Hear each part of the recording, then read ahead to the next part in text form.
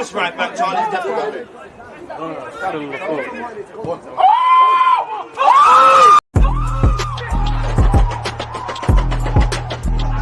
Because you always use that active red light defenders. I think it's like.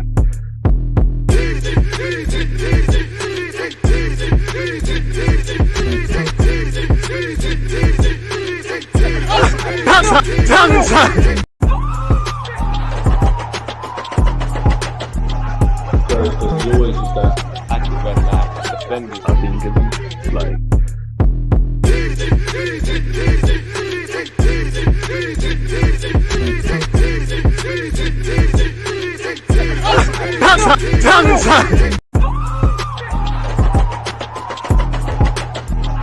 Because you always use that active red light defenders. I think it's like.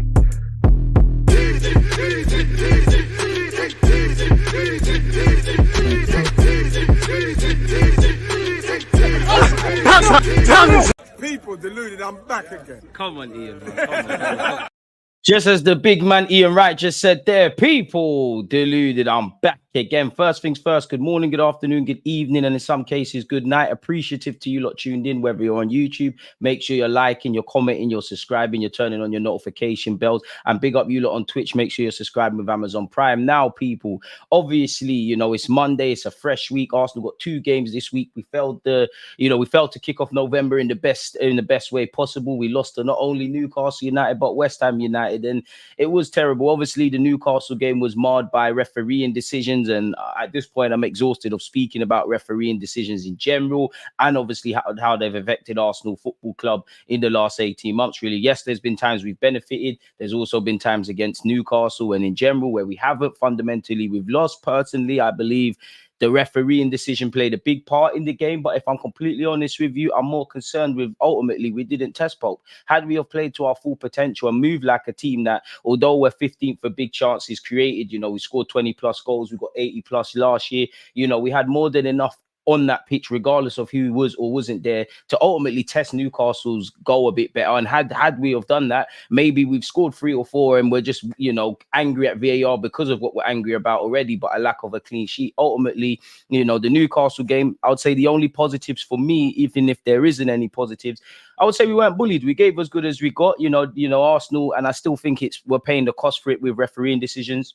You know, we're looked at as soft, as moaners and things like that. Don't get twisted. I think there's an element in truth in that, but it feels like unless a player unfortunately gets their leg broken, we're not getting certain decisions. So I have liked in the last 18 months, and specifically to the Newcastle game, we gave as good as we got. You know, Newcastle's a nasty ground to go to in a nice way. You have to put up or sharp. You have to put your big boy boxers on, and I think we did that. I think we defended relatively well. Of course, we've conceded. You know, again, forget the refereeing decision, whether it's offside, the ball's gone out, Gabriel's fouled. We've switched off, play to the whistle, and expect referees to make bad decisions. I'm not saying this right, but anyone that's kicked a ball, I doubt anyone's played in the Premier League, but, you know, Sunday League, rightly or wrongly, you're told that. And I don't think we did that. And for me, the goal we conceded against Newcastle, personally, it had shades of, I can't remember if it was Son's first or second. I think it was his first, where Benjamin White, not just them two, a bunch of players, Rice kind of flapped at it. It's gone to our right-hand side, there, left.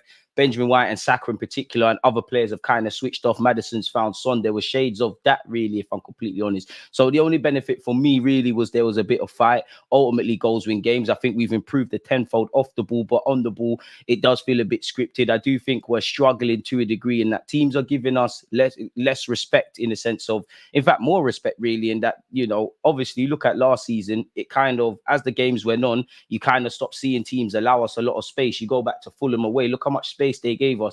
And I think Arteta has to find a way of making us play football and ultimately score chances with that.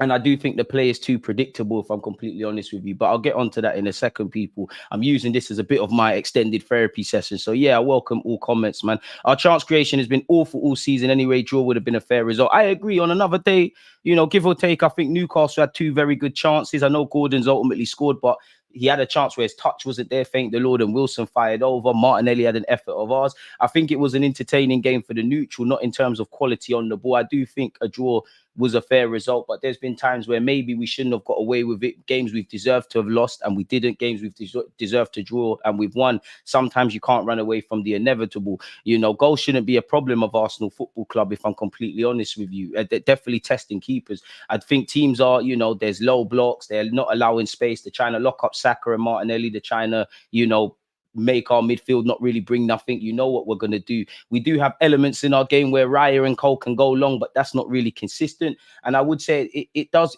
Obviously, everything you do on a football pitch is the result of a training ground, but it feels too predictable in terms of our build-up play to the point where, again, you lot know me. Some of you, I big up you lot, the regular supporters. I always waffle about Arsenal need to fix central midfield. I think that is the biggest area of concern, if I'm completely honest with you. I'm going to get onto it, but I definitely think we could do something in the attacking third. But with those options, I'm relatively okay. Defensively, I'm relatively okay. Midfield, if it's not Declan Rice, you know, Jorginho's going to put in some performances, and he did okay against Newcastle, but he's not the guy like that. Obviously, Partey's a flight risk in terms of injuries, and he's not available. You lose Martin Odegaard, you lose Partey or anyone that's a key member, and it's just Declan Rice or his own. To be fair, Saliba and Rice were two of the better players. I think there needs to be that healthy randomness. We need to find better balance in being direct and things like that. And that actually brings me on to stuff, really. If I'm completely honest with you, I've got a lot of time for Mikel Arteta. I still think he's the guy, you know.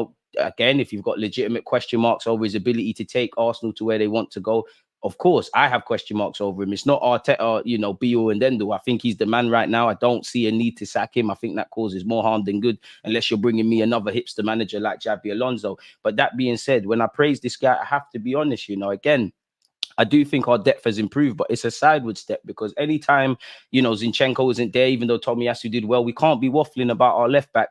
Of course, do what you do in that inverted role, but we can't be waffling about build-up play like last season when our left back isn't there. It can't always be waffling about the guys that aren't there. And as much as I believe, and said it before, Mikel Arteta has developed a strong foundation. Anytime one or two players are not there, you see the drop off. God forbid, if something happens to Declan Rice and Saliba, we're in big trouble, really, and Julie in particular, because that's the spine gone.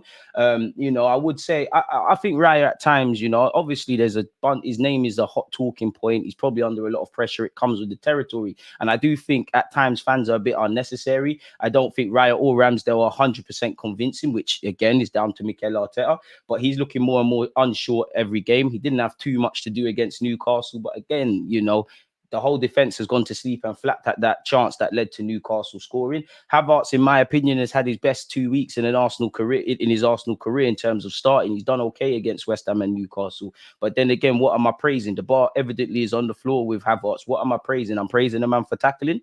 You know, really and truly, is he a defensive striker? Is he a defensive midfielder?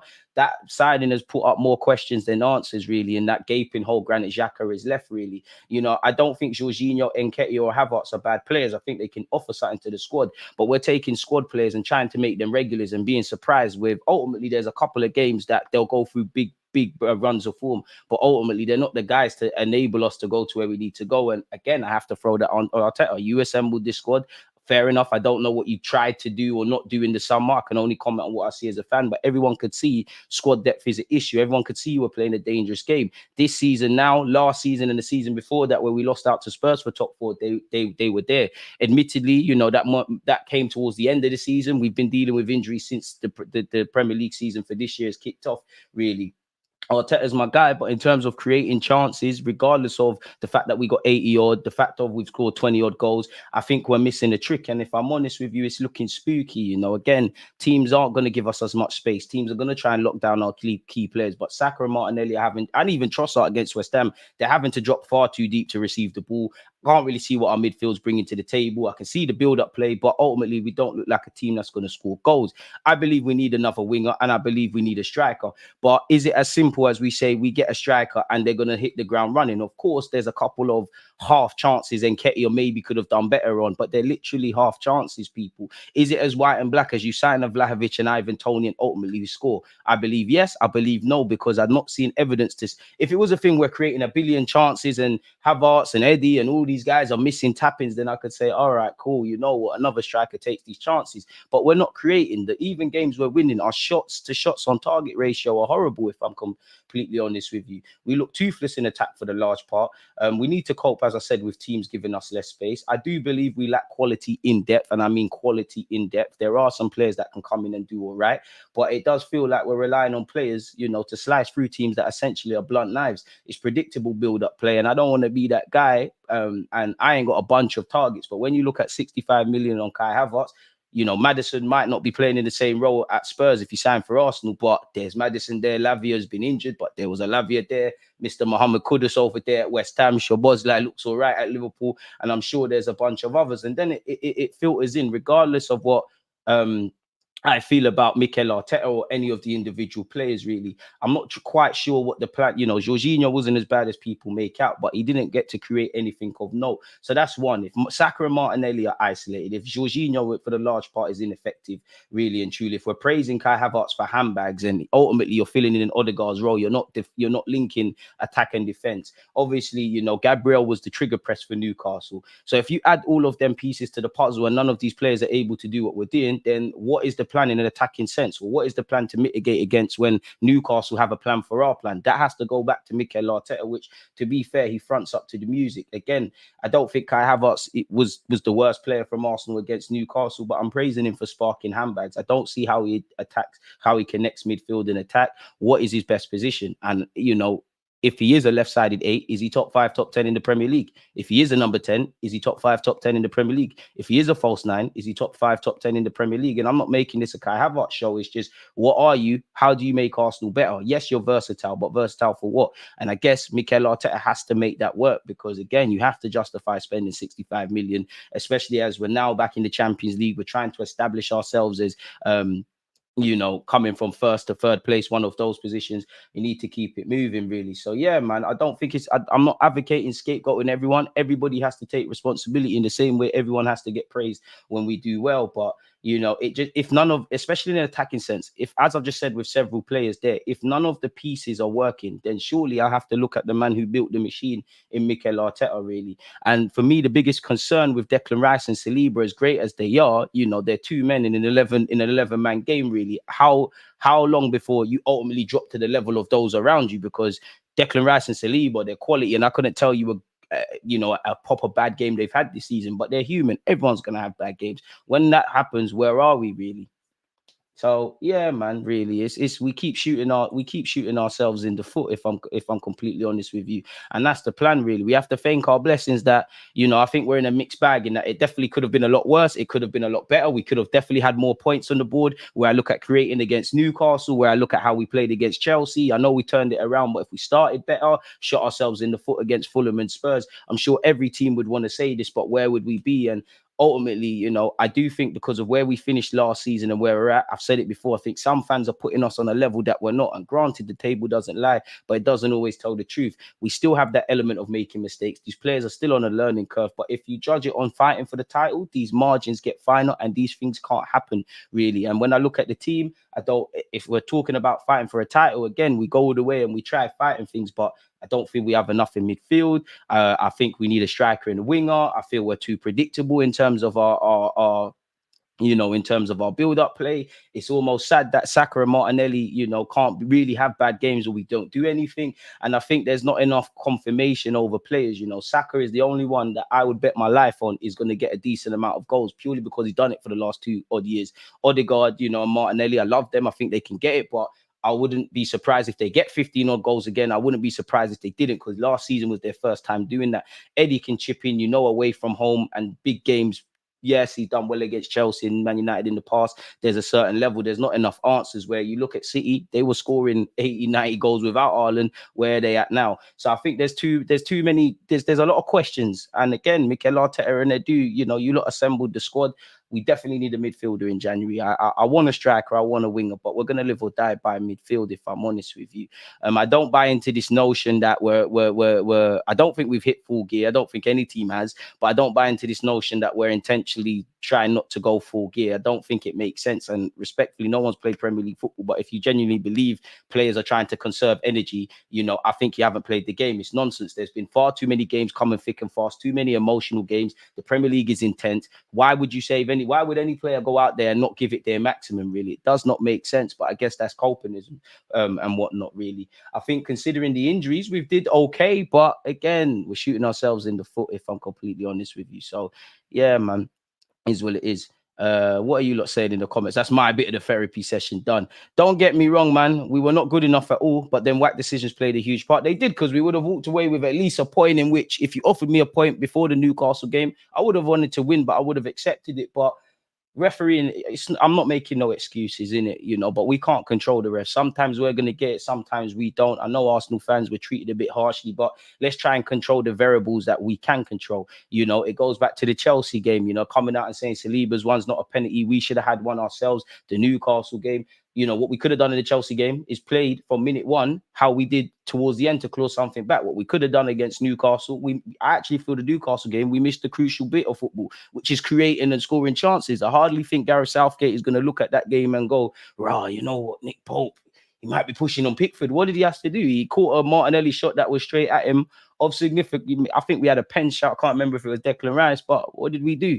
You know, we've got cannons on our crest. Shooting and putting keepers under pressure should not be an issue of ours, really, if I'm completely honest with you. Big up yourself, Kay. The margins are at the top, are never that big. One dodgy ref decision, all it takes is true. And I'm not saying Arteta's done this from what I'm about to say, but if he has done what I'm about to say, I kind of rate it, because it creates a siege mentality. It does the woe is me thing. It's us against the world. But I do think with the refereeing decision and Mikel Arteta coming out and things, it kind of overshadows the point I'm making, in that we needed to create and score some goals. It kind of deflects. Now, if Arteta's doing that in the public and undoubtedly in the private, he's probably telling them you need to fix up. Fair enough, really and truly. But the margins are fine. Of course, I dream of a world where there's more importantly, consistency with refereeing, because the moments that went for or against us in the Newcastle game, they're going to happen in other games across the season, and the different outcomes. Havertz might have been sent off on another day.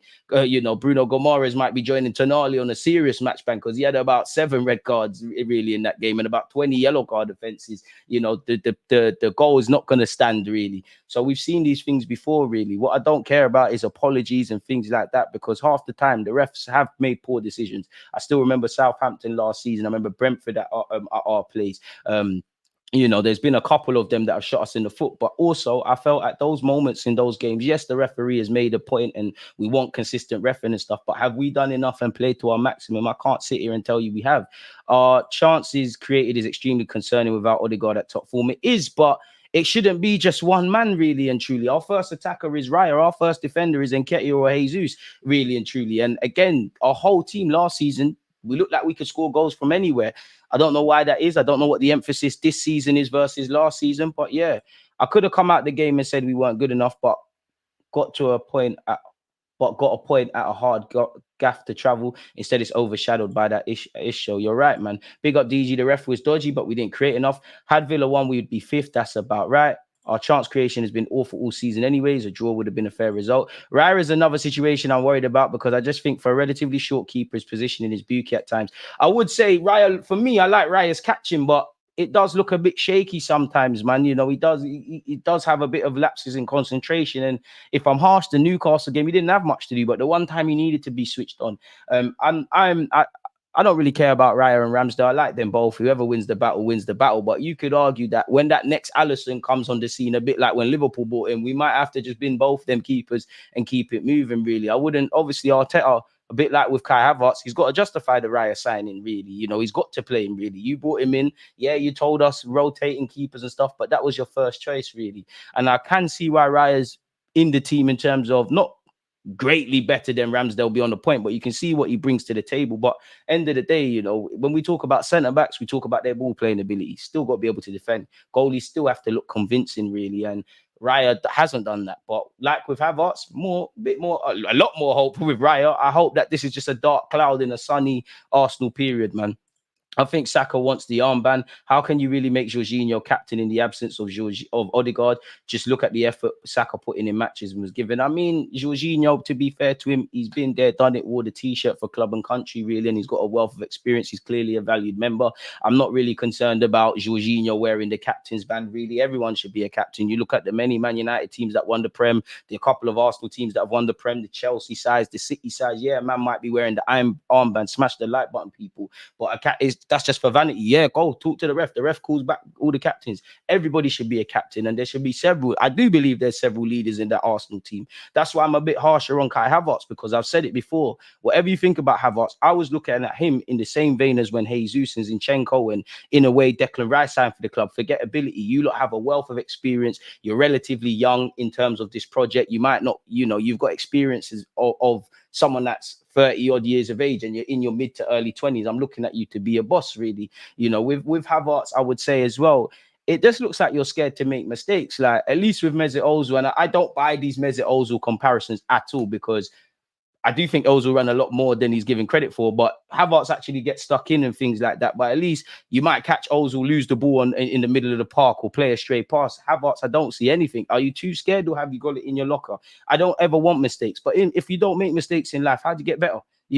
All of these footballers take risks, and I don't see Havertz taking any risk, really. As I said, I think this has been his best weekend in his Arsenal career in terms of 2 relatively consistent starting games, but it's nothing to scream and shout about. And again, the bar for Kai Havertz is on the floor. And I will give Havertz the luxury in that, you're younger than Willian, but it's changed of Willian in that you kind of knew it wasn't going to bang, really and truly. It's not going to happen. And I've gone beyond looking at Kai Havertz. I have to look at the manager, because you bought him for some reason. I'm sure this wasn't a snap decision. I'm sure you've got things that you could do with him, but how does he make us closer to winning a title? How does he make us any more convincing to get into the latter stages of the Champions League? How does he increase our strength in depth in midfield? Yes, he can play there, but apart from Declan Rice, he's shaky. After Declan Rice, Partey, cool, you're a quality player, but you were fit for 40 games last season, but nobody's surprised anymore if Partey is or isn't fit. Jorginho can come in and do a job, as can El Nene, but there's a lot of games to play. You don't know which one you're going to get, really. And you look at Jorginho's done well this season, and he weren't terrible against Newcastle, but there's going to be games like the Spurs game where it's far too open. It's not really for him, really. Big him up for the City game. You're going to see those mistakes. El Nene can do a job, but he's not the guy like that, and Arteta's assembled this squad, so it does feel like we're bringing knives to a gunfight where you look at City and the other teams, man. If I'm honest, what does that do to the players' mentalities moving forward when you hear your manager say that he can't fault the performance and it was out of our hands? It goes 2 ways. You might get deluded, pardon the pun, and think, yo, you know what, we're actually playing all right. I believe Mikel Arteta he's one of them where we keep everything in-house. I don't think he's sitting there and saying that privately. I don't know. He might be, but I don't think he's sitting there and saying that was good enough in private, really and truly. I think he's, quote-unquote, protecting his players, and he makes a big song and dance about, it's my fault when we lose. I think he's got that positive but negative Wenger thing about him, in that you're trusted. And ultimately, in football, you have to trust players. Without trust, you can't get anywhere, really. I think you trust players too much. And I think, for the 3rd season in a row, if we don't have the season that we have, you have to blame yourself for putting your trust in players that are nice guys. They're not bad players, but certain managers, the reality is you're just not good enough to take us to that level, if I'm completely honest. DG, do you think the goal should have stood? And if yes, why? No, I don't. I think the ball went out, but they've shown us all the angles and all that crap. We'll go over the reports about that in a sec, but they showed us that. Don't think there was an offside, but there is an offside shout depending on how they draw the lines. I do think it hit Joe Linton's hand, and I do think Gabriel should have been stronger, but I do think it's a foul. But end of the day, I don't think it should have stood, but it is what it is, really. As I said, I'm more disappointed that we didn't create, because I genuinely think if we were firing on all cylinders, I think we win that game. I think I was expecting it. I'm not watering down Newcastle, but I think we matched them a lot better than I thought. I thought it was going to be shades of. Do you remember when we lost out on the top 4 to Spurs and we went to Newcastle and it was like a steam train from minute 0? I thought we was going to kind of have that. Goals win games, really. I don't think the goal should have stood, but I do think, there's too much of not that there's too much of a focus. There definitely needs to be, because we're seeing this nonsense every week now for all teams. But I do think it kind of shifts the focus away from what we did or didn't do, or the variables that we can control. The fact that the poll's leaning towards the refs is concerning. Hey, everyone's allowed an opinion, man. His system is player dependent and not place another in, and the system doesn't change. He has to adapt a little to get some of the depth into the game. It's plan A or nothing. Come on, people, drop a like. White has to take significant blame for the goal. Bearman have switched off. Bearman, Gabriel's not been strong enough. Saka and Benjamin White have switched off. Raya's flapping at things, and obviously if I remember correctly, Joe Willock's cross, who's following the runners, who's stopping that? We all have to take accountability. When we win, it's not just one man, so every 11. If every one of those players that either came off the bench or started could say, I genuinely believe I had a good game. There's nothing more I could do. fair enough. But I don't think any of them players would have left St. James's Park thinking there was anything, man. Bro, that's not our fault. We are away from home at Newcastle, one of the biggest games of the season. It's only VAR's problem. Listen, if that's genuinely what you believe, fair enough. I think that's a very simple way of looking at things. I think, you know, that little flashpoint, I'm not even talking about the fouls and that, but that little 2-minute flashpoint where they've scored, if that is the overriding conclusion on that 90-minute game or 90-plus minute game, personally, I think that's a lie. But again, nobody's right, no one's wrong. We do need a partner for Rice. We need different options, man. We need 2 sixes. If it's a game where we just need to be thugs in the middle, or maybe even 3 of them, if there's a game where we can go with no 6s or 1 6, we need different options. I very much doubt everybody here likes eating the same meal every day. And as you can see, yes, there's fixation on systems and the style of play, but you need different blends, really. I'm feeling like Arteta has put the handbrake on this season, feels restricted going forward, feel like they've lost their flow. I think because we've improved defensively to a point and we look a bit more solid in that regards, I do think it's come at a cost with us on the ball, man. You are no true fans. Bit harsh there, I'm pretty sure I support Arsenal Football Club and waffle about these videos. I've been supporting them all my life, really. But fair enough. Last season, Newcastle tried to bully us and failed as we rose to the occasion. This year, we got bullied. I don't think we got bullied, if I'm completely honest with you. I think we gave us, that's one thing I won't say with Arsenal. I think we gave as good as we've got. I think the last few games against Newcastle have been a physical encounter, and we're moving like, I know we're rivals to a point, but yeah. I don't think VAR's the problem. It's the people using it and the logic they're telling us, man. You have to make your own luck. That's you. There you have it, Salvador. You make your own luck in life. What do you think that? Oh, I think I've seen that already, man. Appreciate you nonetheless. Only game I can criticize is versus Tottenham, Chelsea, and Newcastle. We got killed by VAR. I hear that, but I disagree with that. Yes, the penalty incident at the Chelsea game, but how did we start that game? That was probably the worst 45 minutes I've seen in the Premier League from us. I didn't see a reaction until after half time. Again, that penalty shout, the build up to the penalty, let alone how long that probably took. That's a couple-minute flashpoint in a 45-minute half or 45-minute game of that point. I don't believe that. I mean, every fan's going to say that, really and truly. And we can still compete for the title if that's what we're doing. We're not far off it. We're still in and around it. It could be better. It could be a lot worse. So we need to stop feeling sorry for ourselves and just get with it. That's the key aspect some people don't understand. We need to be better in things we can change, not complain and dwell on things we can't change. Also, I don't know. I think that's a conversation in the chat. Big up you lot, man. There's too big a gap between our first 11 and backup options. That's on Arteta, and we can't blame VAR for the lack of chances created and lack of quality in our attack. Big up yourself, Pack, as well. Relying on Eddie up top, Jorginho in 2023, and no midfield balance. Injuries and Odegaard, our wingers, are off it all season. Nothing seems to be going for us. I don't quite buy that Saka and Martinelli haven't been quite at it, but ultimately you live or die by the high standards you've set. But yeah, they're hardly firing on all cylinders. We can't blame the decisions. We know they're crap. We should have done better and ultimately got what we deserve. We move. He brought these players and kept some players. These are his players. Know how to use them. And we caught life yesterday once again. How many times has this happened under Arteta? Forest winning and Luton also. Luton didn't win, they drew, but it's like a win, innit? The loss was coming. It's our fault for not creating chances. The midfield lacks creativity. I mean, the loss has been coming for a while, if I'm honest, but you know what? I'm not saying this to paper over any cracks, but November, if you told me in August, our first loss will come in November, we'll have X amount of points on the board, we're still alive and kicking in the league, we've made it hard for ourselves in the champs, but we can still do a thing, I would have accepted that. No, you're bang on there. I hope Arteta isn't going to ride on the VAR and actually make it clear to the team that we're riding our luck. Arteta told no lies, but we have to take it away from the refs' hands. They are super incompetent. There you have it. DG, next game, would you play Havertz false 9? I think there's every logic to it, but I'll be real. Like, I'm sticking with Eddie and Ketia, I'll be real with you. Yeah, I think you could do that. They're both kind of the same, and Havertz gives us a lot in the air, but I just like to have a striker playing up front, if I'm honest with you. But it's the same kind of level, man. Shout out to you, DG. Imagine having Jorginho and Havertz in our midfield in 2023. They weren't deemed good enough for Chelsea, and you're one of the few that's been screaming about this midfield. Of course, every single team in the league would want to win by clear-cut chances and 3 goals.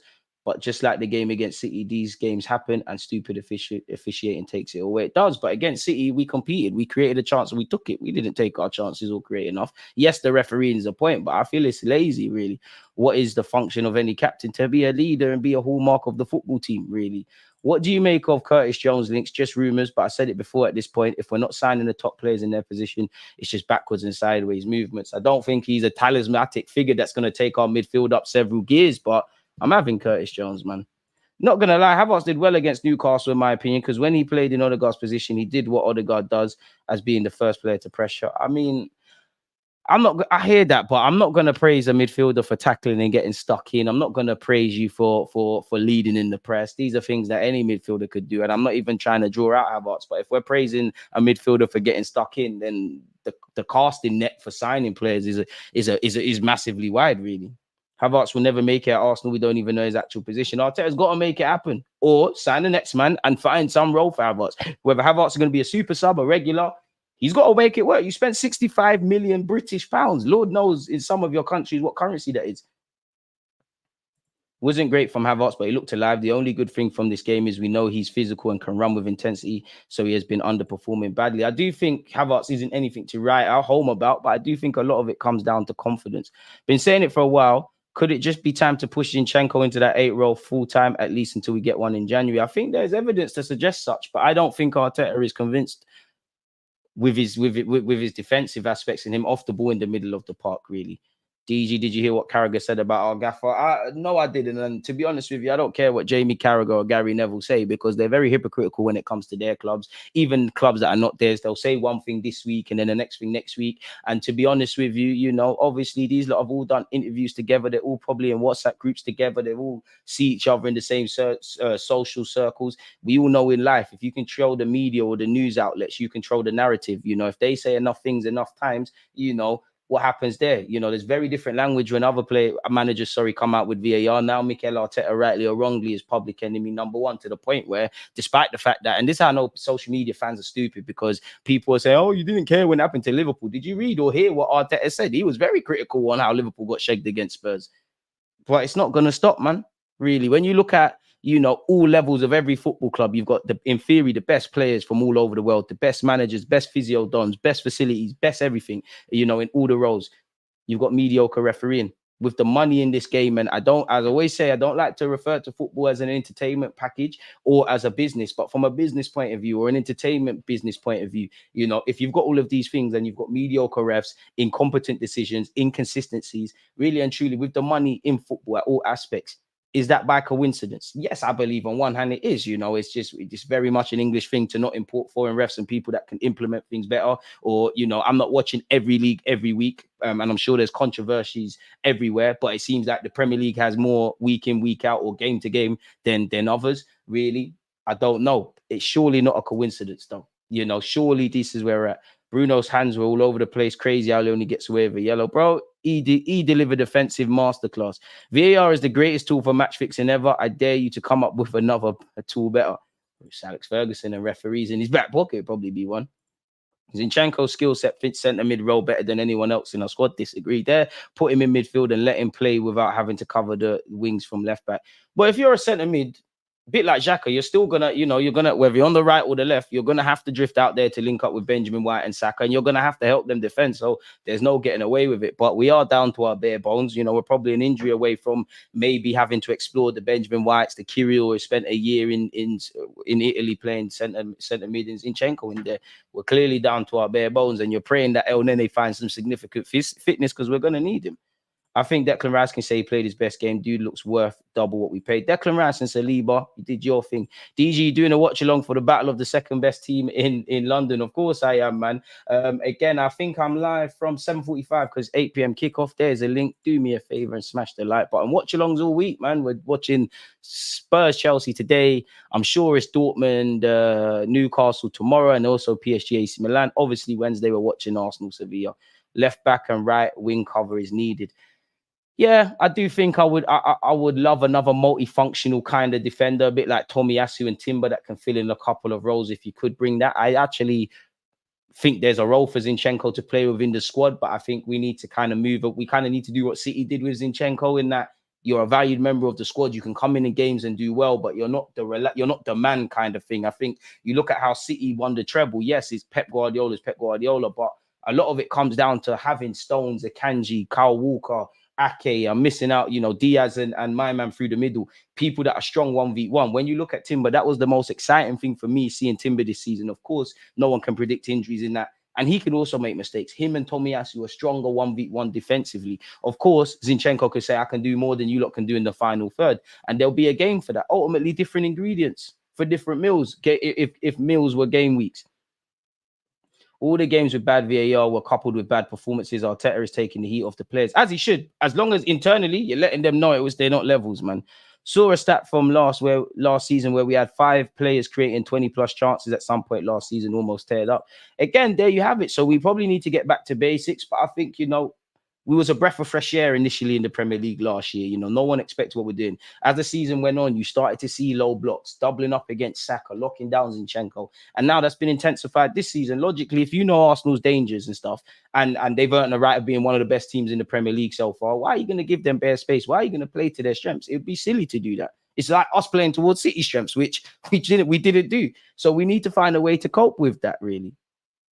Havertz actually ran this game. He actually ran. He was not blown away from UFC Castle. That effort he put in has been underperforming badly. If he keeps this tempo up, he might do something. When Social Joys is giving Havertz some praise, it is what it is. And I think with Havertz, it's a bit unfair. Like, you're allowed to say he's mediocre. You're allowed to have question marks. You're allowed to criticize the decision for him. Equally, I do think some people find positively being toxic and somewhat lying about his performance. And then I think Havertz can't really please anyone because he's just not the guy they wanted. So I think people won't look at it. I do think it's underwhelming, but he did look a bit more encouraging. But as I said, the bar is on the floor with Kai Havertz at this moment. Trossard against Sevilla up front, technical player. Also against Brentford, I'd play him, but have Rice almost as a support striker to help with the physical battle. I'm done with Eddie now. He can have sub appearances. I'm not going to lie. I need to see Rice in that 6/ more withdrawn midfield role until certain players are back. But for me, I think it has to be certain games for Trossard as a false 9. Havertz, again, you give a lot of physicality, not a lot of quality. Eddie's hit and miss. I'm kind of at where I'm at. I don't think any of those options convince me. I just like another striker, really. But with Eddie Nketiah's recent performance, I hear the logic in Havertz going up front. But then who is in midfield, especially if Odegaard isn't back? Really, again, I'm not sure. Ex-footballers always like to think they know best. I hear that. To be fair, the ex-footballers, what we can't say, but you got to remember they're mouthpieces. Jamie Carragher and Gary Neville, they're never going to be a completely honest pair of bunch, are they? Look who they work for. Look at it just don't make no sense. Man, see Bellingham, Musiala, Rice, Kudus, Maddison, week in, week out, banging goals, assists, affecting games. Shout out the members, but I should praise £65 million Havertz for pressing. Nah, fans are down bad, Reed boy. Boy, if you don't laugh, you'll cry. Zinchenko starting at centre mid doesn't work. Zinchenko not playing midfield here. He's too sloppy. To be fair, what else have we got? Do you want Trossard to be able to impact the starter games early more than the end to steady the ship? I won't lie, with Trossard, I think he deserves more games. And as I've said, it's a bit harsh, but it's one of them. He's one of them where you wish he could play 12 players. But I think if you looked at Trossard's career at Arsenal so far, I think the vast majority of his games or his standout moments, or if he was putting together a YouTube clip of him, I think he looked better as a super sub. I think his better appearances have come off the bench, really, than starting games. Not saying he hasn't obviously played well when starting. No, Manzini inverting against underpar teams. That's all he is right now. Instead of VAR, we need VACR, video assisted computer rest. Remove the people. They're not going to do that, man. Havertz's best 2 games were L's, both Newcastle and West Ham. That's absolutely concerning. To be fair, Havertz alone can't affect everyone. Havertz was good in that game as a midfield enforcer, boy. DG, what would you do to improve our creativity? I don't know football to the scale of Mikel Arteta. Honestly, I don't have a clue, but I would say our players need to look a bit more confident. Our players need to probably be a bit more forceful and play with higher intensity in the final third. There needs to be that healthy bit of randomness because it seems a bit too coached, really. And I'm not knocking that because, a team's a reflection of the manager, but it feels a bit too scripted. And I do think we need a striker that's more of an aerial threat. I'm not saying I want us to cross, but if we break into the final third 10 times, 20 times, and the first 10 is very patient. We've knocked it side to side. The next 2 times, just put it into the box just to keep it guessing and then go back to what you want to do. But as fans, I guess we've got all the answers, man. Just pass by to say hi and like the video. VAR spoiled my mood. Much love from Kenya. Big up DGT. Appreciate you and all the Kenyans, man. Trossard was playing left centre mid in pre-season. He might be able to play that role in certain games. I mean, certain games. Sheffield United, where they're in their own half, great. But nah, man. Nah, Trossard, left wing, right wing, false 9, number 10, that's you. Left centre mid, it's a myth. You look at the Fulham game, Trossard and Brighton last year, it's harsh to Trossard, but Trossard struggles when coming inside and having to look over his shoulder. That's just not him, really, if I'm honest. I don't think I'd love to see it, and I'll hold my hands up if I'm wrong. But Trossard left centre mid, it's not it, man. DG, if we sign Tony, I reckon we'll win the league. I don't think it's as white and black as that, but I hear that. DG, I think we lack central access, and that's really costing the team. The link-up play, I mean, we haven't seen too much of Jesus, Saka, and Martinelli, but I don't think it's been firing on all cylinders. I think Nketiah, Saka, Martinelli, they're lacking that consistent, somewhat, what's the word, man? Like, they're not really connecting like that, really. And to be fair, with all the attacking players, teams are going to set up against us, but we're playing into their hands. Like, you know, obviously against Newcastle, you need to go long, but Eddie isn't out of 10 headers. Eddie's going to probably win about 2. The other 8 are going to be won by Lascelles and Sarr. You're not playing to his strengths. Saka and Martinelli, of course, there's going to be times they're going to have to drop deep to get onto the ball, and times they'll drop deep and dance past 3-4 players. That's not going to happen consistently over 90 minutes. I want Saka running in behind and things. You look at when he did get to take on Dan Burn done his back. Pause. These are the things we want to see. We're not playing to our player strengths. And I think it comes from central areas, really. That's the bulk of our issues, really. You know, Newcastle had the trigger press on Gabriel. So Gabriel, to a point, he couldn't be this kind of centre-back, left-back out of possession-based sort of guy. We're playing into their hands, and it's down for Arteta to simply find a workaround behind that, man, or away from that, if I'm completely honest with you, man. Great questions and great talking points. Lack of playing centrally isn't the opponent doing it to us, because I've seen the middle wide open 100 times and the players don't use it. Again, as much as the players need to do better, is some of that down to the gaffer? I'm not too sure, man. Well, you said it has to be Arteta. Keep your thoughts and everything coming, people. Let's read this statement, because I purposely not read it earlier. Arsenal Football Club wholeheartedly supports Mikel Arteta's post-match comments after yet more unacceptable refereeing and VAR errors on Saturday evening. We'd also like to acknowledge the huge effort and performance from our players and travelling supporters at St James's Park. The Premier League is the best league in the world with the best players, coaches and supporters, all of whom deserve better. PGMOL urgently needs to address the standard of officiating and focus on the action which moves us all from retrospective analysis, attempted explanations and apologies. Bro, this is hella shady, isn't it? We support the ongoing efforts of Chief Refereeing Officer Howard Webb. Well, lol. And that's probably a bit of PR there, and would welcome working together to achieve the world-class standard officiating our league demands. I don't think could have any complaints regarding that. What happened? Gordon tapped in the ball from close range to give Newcastle the lead, but a VAR review quickly followed. At first, it appeared the issue was whether the ball had gone out of play in the build-up. Jacob Murphy's cross shot was collected by Joe Willett near the corner flag, which nobody followed him out for. He delivered a cross that eventually led to the goal. Madley then reviewed whether there was a foul on Gabriel by Joe Linton as the pair competed in the air to challenge for Willett's cross, with the rebound falling to Gordon, who scored. A third incident which also looked to determine whether Gordon was stood in an offside position. To be fair, if the ball hasn't gone out, I think the strongest case I probably could say was a foul / handball on Joe Linton. But if they've said it's not right, we can cry with it. But what more can we say? A third incident also looked to determine whether Gordon was stood in an offside position. Subsequently, VAR decided that wasn't the case and awarded the goal. And I think Raya flapped at it as well, if I'm honest with you. So, boy, what can we really say in that regards? What has Arteta said after the game as well? He said on Newcastle's goal, we have to talk about the result because you have to talk about how they helped those goals stand up. And it's incredible. I feel embarrassed. I have to be the one now coming here to try and defend the club and please ask for help, because it's an absolute disgrace that this goal is allowed. It's an absolute disgrace because it's not a goal. For many reasons, it's not a goal. For more than one reason, at least, it's not a goal. And there's too much at stake here. We put in so much effort and it's so difficult to compete at this level. It's an absolute disgrace. Again, I feel embarrassed. I've been more than 20 years in this country, and this is nowhere near the level to describe this as the best league in the world. I am sorry. There you have it. DG, what happened to our creativity on Saturday? And without Odegaard, do we lack creativity? Well, without Odegaard, we do. You saw him come off the bench for all his criticisms and bag against West Ham. Yeah, we do lack Odegaard. But again, are we really that creative as a team if people miss out? If certain players are not there? Like, I know Arteta can make us play wavy football. And when I think of Arsene Wenger, you had Vieira, Bergkamp, Henry, Perez, all these guys playing sexy football, the more physical players. Then we've seen the Santi Cazorlas, the Sessis, the Wilsheres, all of these guys. But at the same time, let's be real. Throughout our years at the Emirates, there's been some dog shit players, pardon my French, and they've been able to bop teams. Are them players that we've had? Think of the most bog standard players we've had, and we've seen them play lovely passes and stuff like that. Why can't we do that with these lots? So again, it has to come back to the manager, really. Obviously, Arteta isn't going to be happy about those decisions.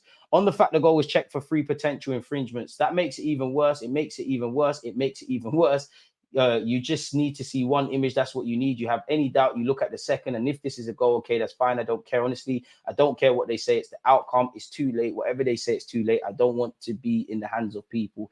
He said on the refereeing decisions, I thought we should have had a penny. He said the penny on Eddie, there are a lot of things we cannot continue. Obviously, he's gone on to keep criticizing the referees, people, so I can't begrudge him for that. He then praised Saliba and Kai Havertz so much. It's incredible the way these guys play with 20, 21 years. Kai Havertz, 21 years of age. I'm not sure, Gaffer. The way they play here, the way they compete against this team, because they're a top team, incredible. So to get a game out like this, I feel sick. That's how I feel. I feel sick to be part of this. As for the foul from the cross, they gave that. Then every corner taken by all teams, there would have been at least 3 kicks to choose from. For me, we should have just stayed switched on and created chances, man. We've lost 2 progressive passes. Partey and Xhaka, with people not as good at progressive passes. Maybe in time they'll get good, but not there right now. Shouldn't there have been 2 Arsenal players behind Raya for Gordon to be onside? Honestly, I don't know. All I would say is if they've said it's not offside, the ball ain't gone out, and it's not a foul, I might disagree with that. I'd say the strongest for me was a foul. Fair enough, in it, really and truly. I don't agree with it, but this is the game we're playing, in it. We switched off. We got caught cold as well, which led to the incident with Joe Willock keeping it alive. Play to the whistle and control the variables you can control, which for me, we compete. You know, Newcastle didn't really ask us any questions. Neither team asked anyone any questions in the defensive third, but we defended all right. I think we competed in the midfield to a point. Ultimately, goals win games, and we didn't look like a team that was going to score goals. I think we should have had a penalty for Eddie Nketiah and Declan Rice shirts being pulled, but fair enough. The only chance from open play of significance was Martinelli's in like the 40th minute. What did Pope have to do? Pope's kit is clean. Really and truly, Raya or Ramsdale should have known they're in for a long day against Newcastle's attackers. Pope should have known he's in for a long day against ours, where he's going to have to make those Hollywood Ramsdale saves. And that didn't happen, really. Arteta said he's proud of his players as well. For what the boys did out there and the way a football match has to be played and what is allowed in football to score a goal. Obviously, we're talking about a very different topic. I feel embarrassed to be part of this show. It's unacceptable and it's an absolute disgrace. We conceded nothing. And I have to praise my players for the way we played there. I haven't seen a single team do what we have coming here today. But the reality is we come out with 0 points and they're 3 in this league. The margins are so small. The competition is too big and it's unacceptable to be in this position we've done on the pitch. I have no regrets with what the players have tried to do. I think internally you have regrets about us in the final third, but fair enough, Gaffer. The way they've performed, we'll continue to do that, and we cannot be in the hands of other people with the amount of work that we put in and the amount of effort that goes in. How much is at stake in a game of football and everything that is behind us? It is not good enough, and we cannot accept that. I'm sorry. To be fair, there's been a lot of times Arteta has shut his mouth about dodgy refereeing decisions. So maybe it's the straw that broke the camel's back, man. The football we're playing isn't enjoyable this year, but realistically, if we drew that game, I'd think we'd be more happy with our points and start to the season. I mean, if you don't know what uncomfortable means, you don't know what uncomfortable means. We've kind of gone past that. I didn't get at the manager for anything, but fair enough. Really. Arteta mentioned before he thought Eddie won a pen and it wasn't given. Was that when Eddie got up and started limping? Not too sure, but I've seen penalties given for shirt pulling. We've got some. Other people haven't. Don't understand how we didn't get one. But yeah, DG, do you see Arteta winning us the Premier Champions League? I personally don't. Definitely not this season, but I'd love to be proven wrong. Let's see what Raya has said. He has said, what I could see was the ball went out of play. And then after going to the dressing room, looking back at the goal, it was a big foul on Gabby. He's pushed him with 2 hands on his back when he's about to clear the ball. And I see Benjamin White. Whenever we score goals, Benjamin White gets done dirty for this. So I definitely think the strongest of that was a foul. But it happens, innit? There'll be times we'll get away with it. On the other hand, it could have been an offside position. Raya, cap, I don't think it was. That's harder to see, but the ball out of play and the foul is a massive decision that's going to cost us some points. But then we have to clear, all we can do now, look forward and try to claw these points back. We're really frustrated the way we played, and our lack of chance creation and conversion will cost us as well. The way we competed, it was brilliant from everyone. We did what the gaffer asked us to do, win duels and get the ball up the pitch and everything, but the decisions have taken a goal. We defended very well. I agree with that. I don't think they had a shot on target. We kept them very quiet. We defended very well, and I thought we played very well. We got into really good positions. We were positive. We were winning duels. We were competing against one of the teams in the division, especially away from home. It's a tough place to come, which is true. So we are very happy with the performance, but very frustrated with the results. He said, we're going to have to start winning games games again, and hopefully we can go on a longer unbeaten run in the Premier League. Now our focus is Sevilla on Wednesday at home. That's another massive game for us. All we can say is we want the 3 points. We're really excited to be back at home at the Emirates with our fans behind us, and to try to get 3 points on Wednesday will be massive for us. It's a very important game. I mean, there's no shame in losing to Newcastle and what they're doing. There's no shame in your unbeaten run ending in November. Of course, there's a sour taste with how it ended, both in terms of it's Monday morning now and we're still waffling about refereeing. And obviously for me, I'm still waffling about chance conversion. But in life, you just have to move forward, really. There ain't nothing else to do, really. The 5 most controversial Arsenal VAR decisions of all time following Newcastle outrage. If I don't see Southampton and Brentford, I'm going to go mad. Oh, well, fair enough. Brentford, obviously last season, that cost us. Oh gosh, I completely forgot. Completely forgot about Martinelli's goal at Old Trafford being disallowed. That was scandalous. Chelsea, obviously, I mean, I don't know what they wanted to do with Saliba. Saliba, you have to be able to disconnect your arm like a Lego character or something. Fair enough. Wolves, David Luiz. That's when I gave up with this VAR crap, or the fact that I don't see anything wrong with VAR. It's the people using it. Fair enough. City, boy, like we're used to dodgy decisions, especially with Granit Xhaka against Man City. Fair enough. It ain't gonna stop, really and truly. And also, we don't condone obviously racial abuse of both Bruno Gomares and Joe Willock. It's an idiot thing. I think every sane individual, doesn't agree with what they're doing, but cowards are going to be cowards behind the screen. And to resort to someone mocking someone's race, religion, background, pigment in their skin, it's a dickhead thing, really and truly. Ben White is set to land a big Arsenal pay hike as new deal close. Arsenal offering Ben White a big payday as they look to tie him down to a new and improved contract. Big deserve for Benjamin White at 26 years of age. And now, I believe, obviously, key player of the team. He's going to get an important contract. Hopefully, we tie him down for 4 or 5 years. Talks over a new deal progressing well and expected to result in a full agreement in the next few months. We know we've tied down Odegaard, Saka, Saliba, and a bunch of other players. Apparently, he's currently on 120 grand a week. So you'd imagine he's going to get a nice little bumper on that. So we'll have to see. Completely off topic, but I saw this online, people. 28-year-old surely has no Arsenal future with Cardiff spell not proven fruitful. I mean, Runarsson failing at Cardiff, boy, that's a good piece of business. I don't know how Arsenal convinced you he's a good keeper, or you need to sack your analytical department. But yeah, man, like you were just meaty, man. I saw in 2 minutes of you being in an Arsenal shirt that you're just not the guy. Apparently, we've joined the scramble for Schalke midfielder Hassan Odrago, a young 17-year-old who apparently has a buyout clause of 20 million euros. He is quite decent. Real Madrid, Inter Milan, Barcelona, and obviously Arsenal are all looking at the 17-year-old people. Our next 6 matches, we've got to end, We've got to end the next 2 weeks strong, man. We've got Burnley at home on Saturday with Company, and I'm on to Company because you told us Lokonga was the next Torre, so we need to take 3 points. We need to beat Sevilla. We started off terribly this month, but we go again after the international break. You've got Brentford away, you've got Lens at home, you've got Wolves at home. These are not easy games. We should be walking the floor with Luton away from home, but again, you sleep on anyone in this Premier League, and you do so at your own risk, really and truly. Ornstein reveals Arsenal's next big signing to replace player dubbed the weak link. I hope this is in relation to a striker. According to a journalist from The Athletic, the next significant recruit added to Arsenal's squad will be a centre forward, potentially putting Eddie's spot in the squad at risk. I mean, naturally, you look at Reece Nelson, Eddie Nketiah, potentially to a degree, Aaron Ramsdale and Smith Rowe. These are players that could probably bring us decent money or be sold or find their roles obsolete. I do think, obviously, we could do with 3 strikers. There was times Eddie Nketiah and Jesus struggled with injuries. Eddie has been limping through games. Jesus is not. We could have done with a 3rd striker. So it doesn't necessarily rule them out, but game time would probably be, marginalized. They almost lost to Luton. And the funny thing about football, you can say who shoulda, woulda, coulda on paper during the game. Crazy.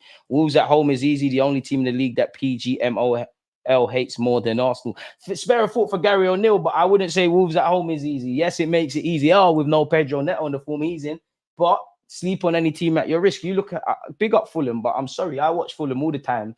Definitely when Spurs dealt with them and Chelsea dealt with them, and I was thinking, right, like Arsenal at home, we should have taken all 3 points. But there's no easy games in the Premier League. You don't kill your opponent. The Premier League's a boxing match. We've in the last few games we've shot ourselves in the foot. Chelsea, Spurs, Newcastle. We've been in the boxing match. We've thrown 1-2 jabs, but we've not knocked out our opponent. You need to knock out your opponent or keep hitting that guy or girl if you're a woman until the ref says no. And we haven't done that. We haven't killed teams off. The only teams we've kind of slaughtered this season has been Bournemouth and Sheffield United. Realistically, we should be doing that. I wouldn't quite say Crystal Palace, but I think that was a really clean performance. And I'm sure there's others really. But yeah, man, apparently Ornstein has said no, Havertz needs time and has Arsenal's full support. You spent 65 million on Donny, innit?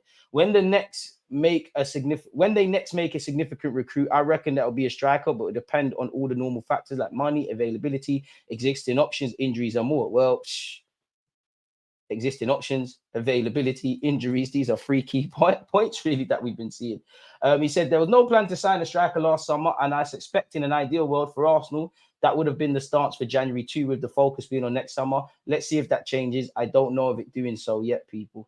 So we'll have to see in that regards. I like Eddie, but you can't be the main guy. Ornstein's also provided an update on Ivan Toney to Chelsea, which indirectly could be a benefit to Arsenal. Chelsea do want an attacker, but is he, Ivan Toney, the right age and profile? I don't think he's high on their list at the moment, contrary to reports. You never really know, really. Romano has said Toney is really appreciated by Arsenal, same as Chelsea. So I think the race is absolutely open. At the moment, nothing is agreed with the player or Brentford, but for sure he's appreciated. We'll have to see Arsenal's situation in December. It will depend on their position in the Champions League group and in the Premier League. It's not guaranteed that they'll spend big money on Toney because it would have to be at least 65 million. So Arsenal want to take their time to decide on what they bring. I reckon you're more likely to get 65 million for him in the summer.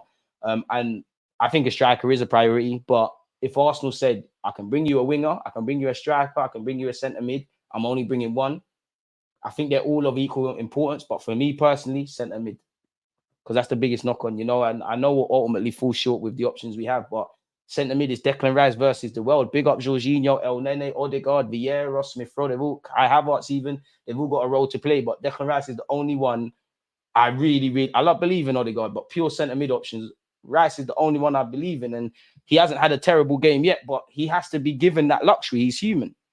It's again tough games. You don't turn up, you get beat. Again, you're speaking facts. Speaking of goalkeepers, Emi Martinez has spoken about his departure from Arsenal. People, he said, I had a discussion with Mikel Arteta, my coach at Arsenal, and I told him that my dream was to play for the national team, and for that I had to leave. He didn't like it, but he understood. He told me he would give me an exit voucher, and Aston Villa took a gamble on me, and they'll make a profit on you. Because if I'm honest, I know Martinez is known to drop a clanger when we played them last season and in his last game, but he's a quality keeper and deserves everything he gets.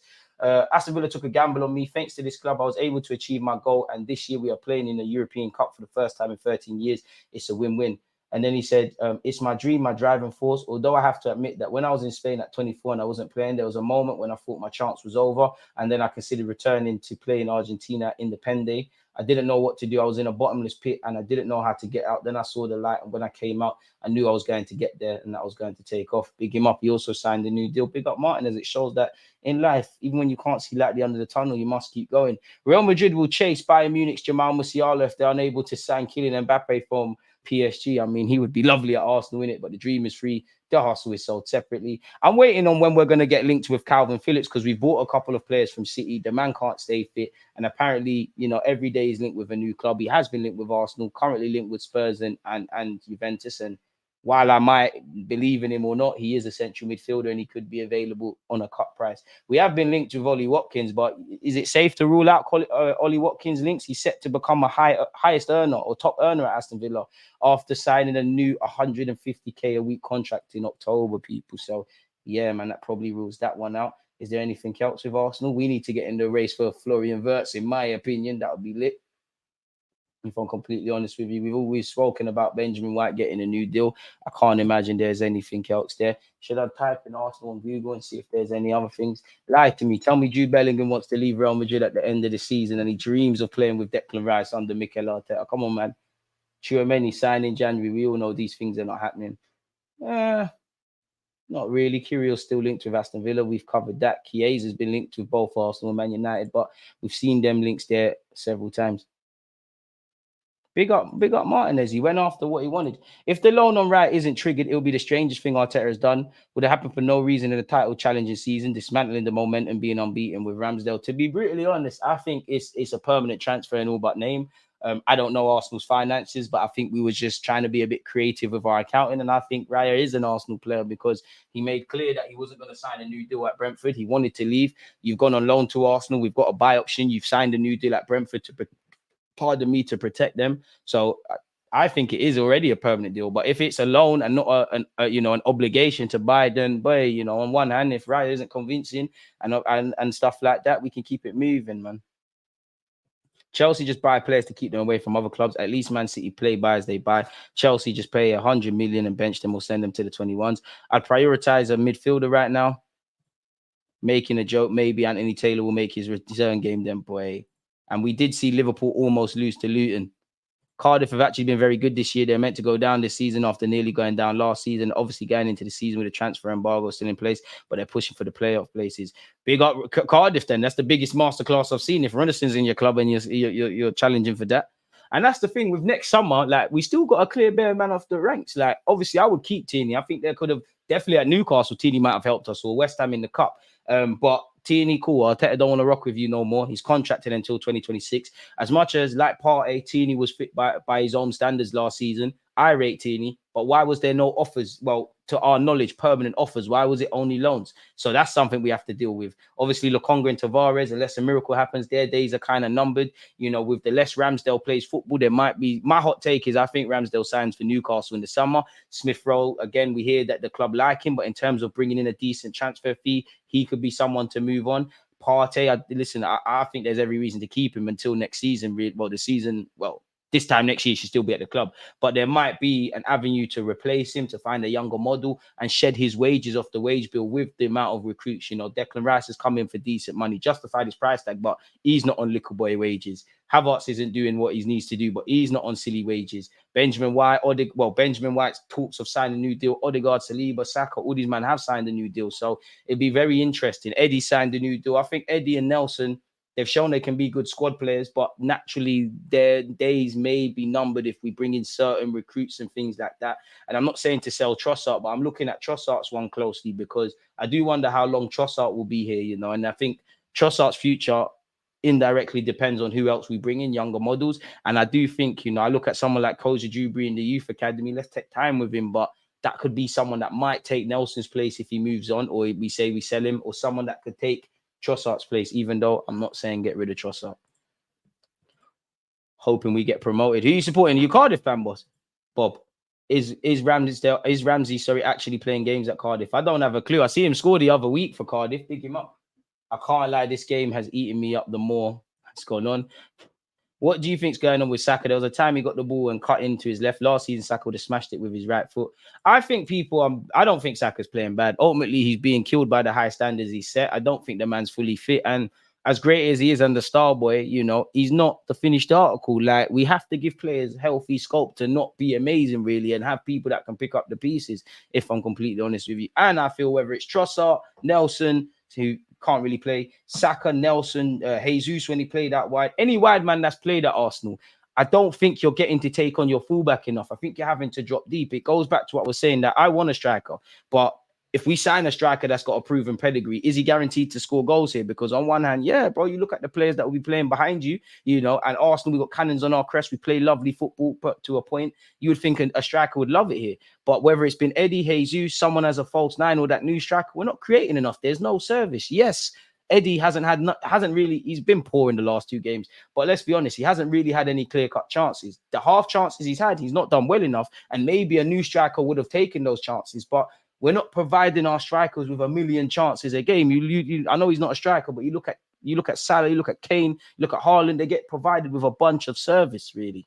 Goals win games, man, and we need to take heed of that.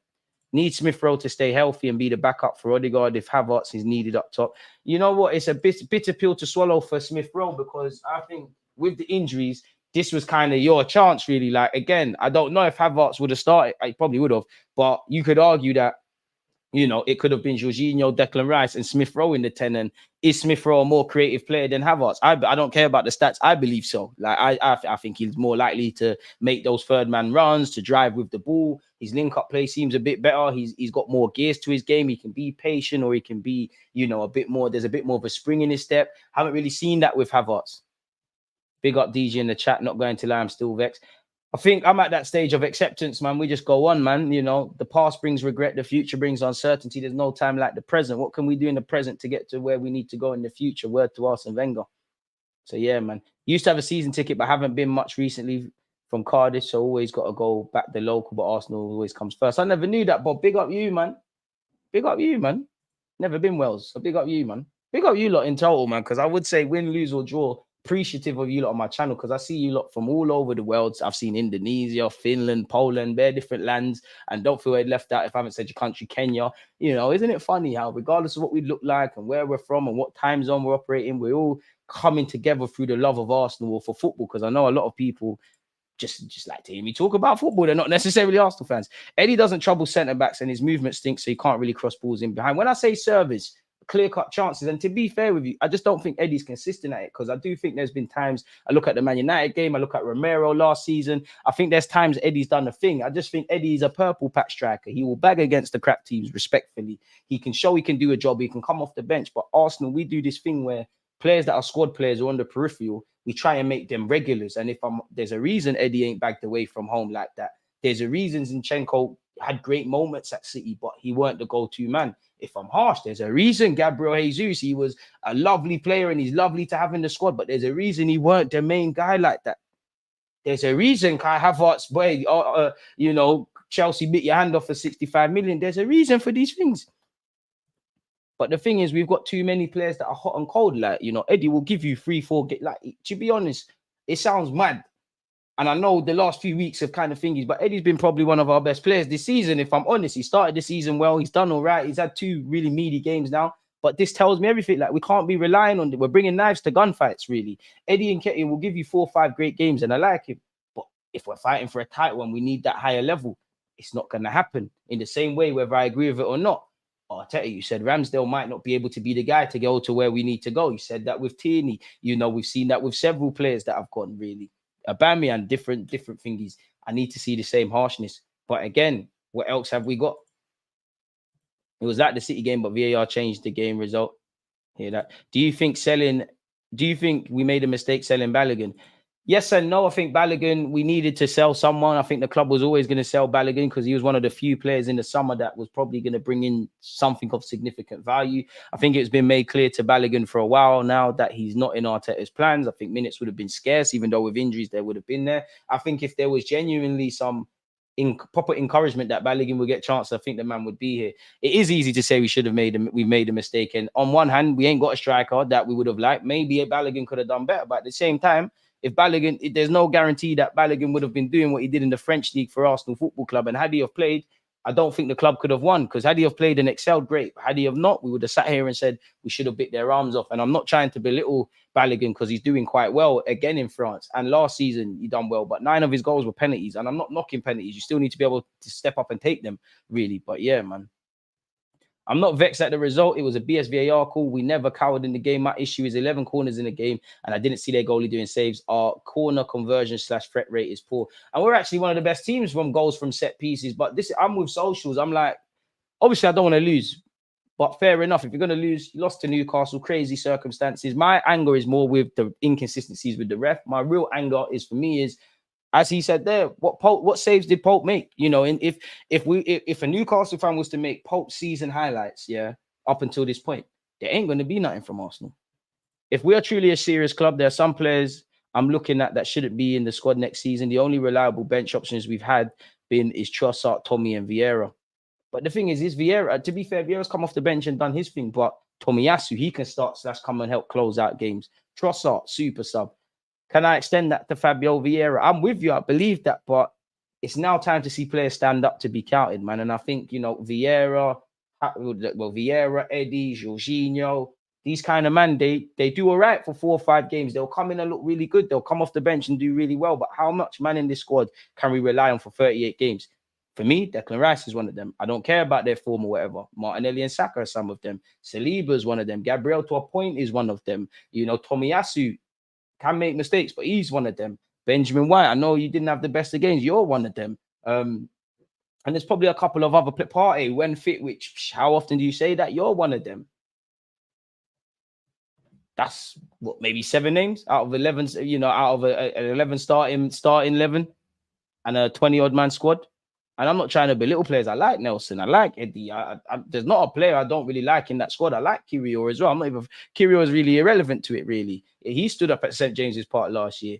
But how many, when you're looking to go to a fight for the league to the last day and do better than we did last year, give a great account of ourselves in the Champions League, bring a trophy in some degree home, there needs to be more answers than questions. And I think too many of our players, unfortunately, and the manager to a degree, even though I love Mikel Arteta and he's still my guy for now, there's more, you know, the other players that I said, there's more answers than questions. It's the reverse. There's more, you know, there's more questions than answers, essentially. Or you get what I'm saying if I messed that up. Timber as well, big up Timber, but at the same time, you're injured in it. I don't know really, but yeah, Timber's in that as well. I hear that absolutely. I was a bit waved by this point, but I'm sure I see Trossard take 3 corners back to back and didn't beat his first man once we was chasing the game.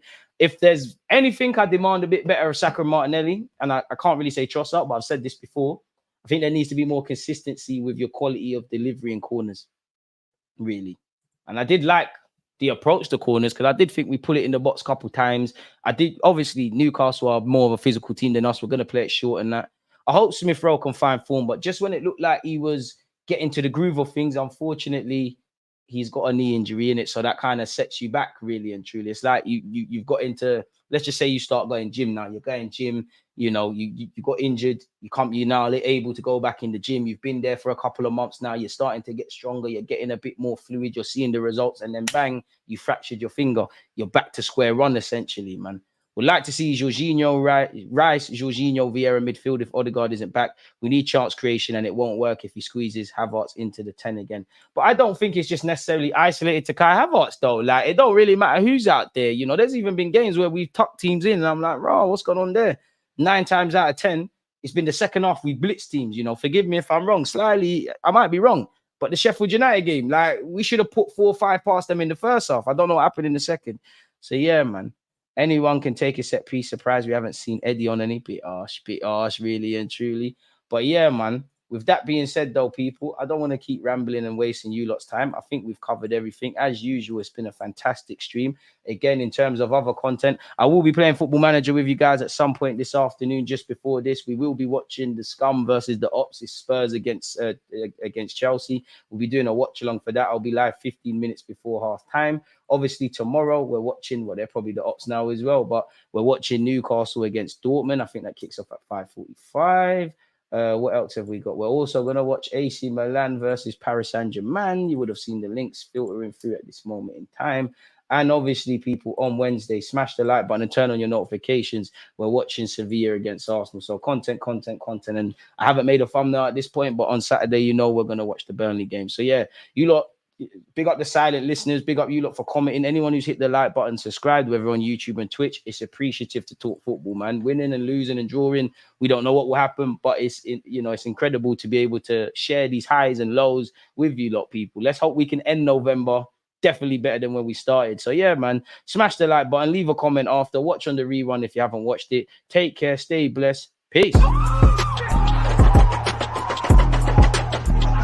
There's always just that active red flag. Defenders, I think, it's like